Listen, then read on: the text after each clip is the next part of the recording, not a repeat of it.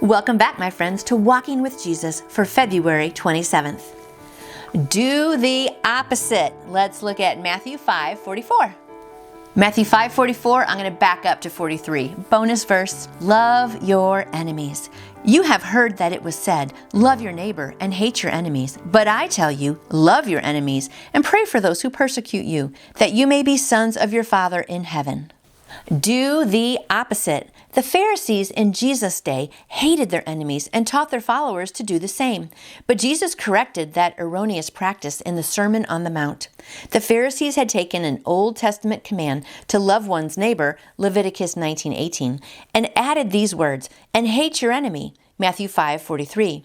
The Old Testament does not teach hating one's enemies. In fact, it teaches just the opposite, being kind to your enemies. Exodus 23:4-5. So interesting they added that in. So Jesus called out the Pharisees and their rewriting of Leviticus 19:18 and corrected it. But I say to you, love your enemies, bless those who curse you. Matthew 5:44. Both Jesus and Stephen prayed that God would forgive those who were putting them to death. Luke 23:34 and Acts 7:59-60. Who are our enemies? Anyone with whom we have a strained relationship or from whom we have received unloving words or deeds.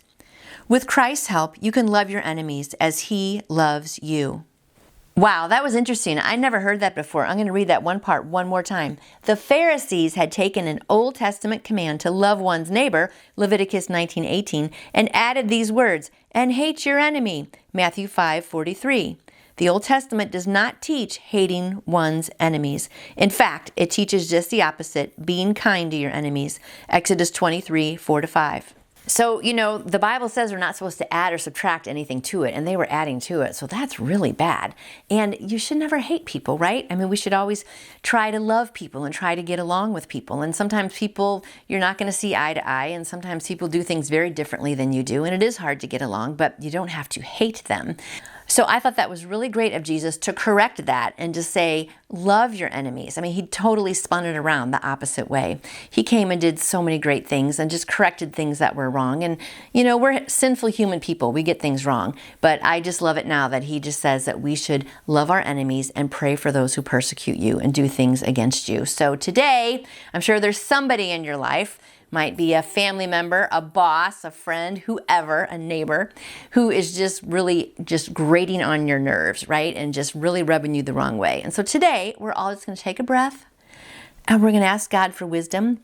And we're going to love on these people and just try to build that relationship back up. Because can you imagine how great this world would be if we all did that? That would be amazing. So have a great day today, not only loving your family and friends, but loving your enemies and praying for them. And I'll be praying for you to do that.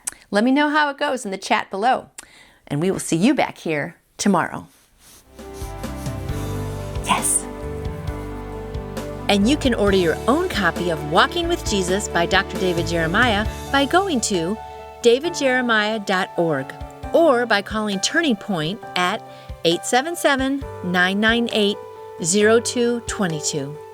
And I would love to answer any question that you may have about faith in Jesus. Let's get stronger this year in 2024. You can contact me through my website, nancyjoy2you.com.